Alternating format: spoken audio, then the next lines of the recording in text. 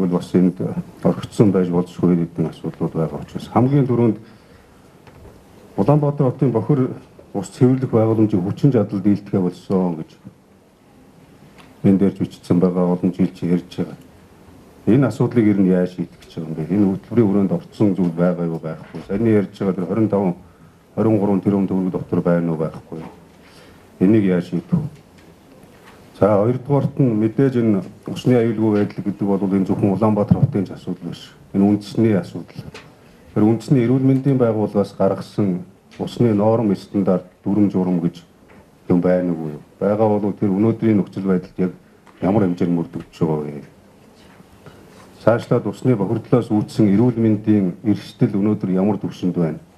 Тэр түвшин ямар нэгэн эрсдэл байгаа бол тэр эрсдлийг хэрхэн яаж ямар хугацаанд одоо хэвийн хэмжээнд байлгах вэ гэдгийг судалгаа тоо шинжилгээ байна уугүй. Түрүү шагдраг агчаад өгөөж хүртэл хэлсэн энэ эрүүл мэндийн байгууллага, ус сувгийн газар, усны одоо сав газар гэдэг юм уу, усны менежментийн газрын энэ уялдаа холбоо хоорондоо өнөөдөр ямар төвшөнд яаж ажиллаж явж байна гэдэг. Энэ асуудлуудад тодорхой хариулж өгөөрэй. Хариултууд бол бас тийм тодорхой биш биш. Ерөнхийдөө нэг тийм одоо нэг байдаг хэдэн жижигүүрийн хариултаараа хариулж байдаг ийм баймааргүй. За дараагийн асуудал бол засаг дарагт бас хандаж асуух гэж байгаа. Та сая хэллээ. Энэ гэр хорооллын айл өрхүүдийн тэр 600 мянган иргэн өдөр болгон одоо би засч төрж шингэрч байна гэдэг. Хэрвээ Улаанбаатарт ажиллаж амьдрах гэж байгаа бол төвийн шугам сүлжээнд холбогдсон байр орон сууцнд амьдрах ёстой гэдэг. За миний хувьд төлөөлөгчийн хувьд бол энэ асуудлыг олон удаа хүндэж тавьж байгаа. Тухайлбал энэ гэр хорооллын асуудлууд бид нар барилгажилт гэр хорооллыг барилгажуулна гэдэг байгаа, амны орон сууцжуулна гэдэг байгаа, дэлхийн хот Улаанбаатар болно гэд байдаг. Тэгсэн мөртлөө өдөр ирэх тусам энэ гэр хорооллын чинь тоо нэмэгдээд байдаг. Гэр хорооллын айл өрхүүд ямар нэгэн зохион байгуулалтгүй өнөөдөр нэг гэр байсан газар маргааш өглөө 10 гэр болж өөрөх нь бол энэ үхэнд байна. Энэ гэр хорооллын энэ айл өрхүүдийн гэр замбраагүй барьдаг дахиад энэ бидний хилээд байгаа яриад байгаа бодлоготойгоо уялдахгүй байгаа энэ үйл ажиллагаа энэ цаашаа үргэлжлээд яваад байх уу? Энэ замбраагүй гэр барьдаг асуудлыг яаж зохицох вэ? Энэ дээр таныг тодорхой хариулт өгөхгүй. За гуравдугаарт дээр Бадрал дагах дахиад асуудал байна. Яг энэ дээр бол бид нэр цэвэр усны тухай яриад. Гэхдээ энэ хөтөлбөр дотор ерөөсөө ашиглагдсан одоо усыг дахин ашиглах, цэвэршүүлэх, оногдох хөрөмжийг байршуулах стандарт одоо шаардлага нэмэгдүүлэх эмнэлэг байна, сургууль байна, үйлдвэр үйлчлэгээний газрууд байна. Энэ газрууд бол дандаа бүгд цэвэр ус хэрэглэж байгаа. Энэ газруудыг дахин одоо цэвэршүүлсэн ус ашигладаг болох тэр тоногдох хөрөмжийг суурилуулдаг, хэвшүүлдэг, дахиж одоо ашигладаг усыг ашигладаг, заны засаг даргын хэлдэг шиг одоо турбинд цэглэж станцын турбинд цэвэр ус ашиглаад байна гэдэг чинь угаасаа болохгүй зүйл. Тэгээ энэ дээр ямар арга хэмжээ авч байгаа вэ? Энэ ямар төлөвлөгөө байх вэ? Энэ дээр тусгацсан юм ерөөсөө байхгүй байгаа тийм.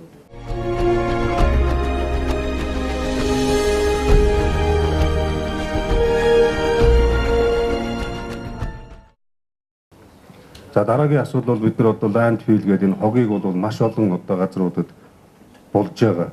Зүгээр болоод хайчиж байгаа. Яг гэр хорооллыг найл өрхийн бохирын одоо 0 жордонгоос ялгахдахгүйгээр хэмжээний цацраг туяа, тэрнээс илүү хэмжээний цацраг туяа одоо янз янзын хор бодцыг бол маш их ялгаруулж байгаа. Энэ дээр зөвхөн холормын асуудал, холоорын асуудал яригдж байна.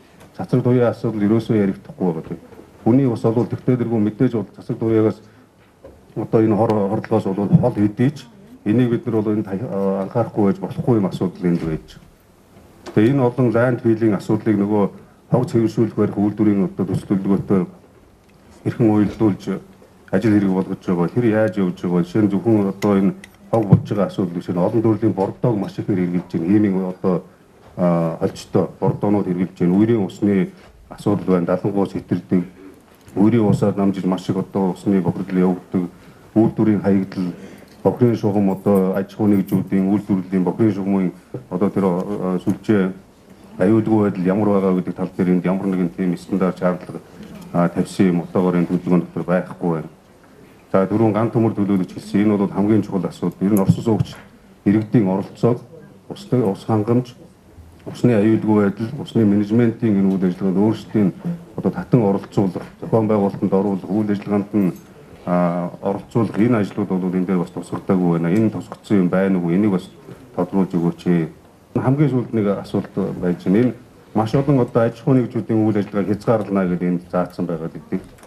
Хязгаарлалтын бүсэд байгаа эрүүл мэндийн одоо хамгаалалтын бүсэд үйл ажиллагаа явуулж байгаа аж ахуйн нэгжүүд, амралт зөвлөлийн газрууд, үйлдвэрийн газруудыг бүгдийг одоо цэгцэлнэ, хатуу одоо арга хэмжээ авнаа гэдэг. Энэ ч өөрөө бүгдийг хоригдлно хаанаа л гэсэн үгэнд яваад байна. Жишээ нь энэ дээр энэ 2011 онд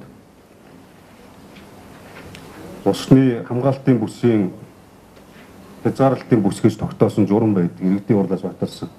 Тэр журам өнөөдөр мөрдөгдөж байгаа юу вэ? Ямар төвшөнд мөрдөгдөж байгаа вэ? Улаанбаатар хотын унтны их усүрийг хамгаалах бүсийн дэглэмийг чангатгана. Хуулийн заасан хэмжээнд байлгана гэж. Хуулинд яг юу гэж заасан байт юм бэ? Энийг тодорхой хариулж өгөөч. За тэр 11 оны гарсан журам яаж мөрдөгдөж байгаа? Тэр энэ одоо энэ гарах гэж байгаа журам хөтөлбөр бүтээч яаж уйлдах гэдгийг хариулж.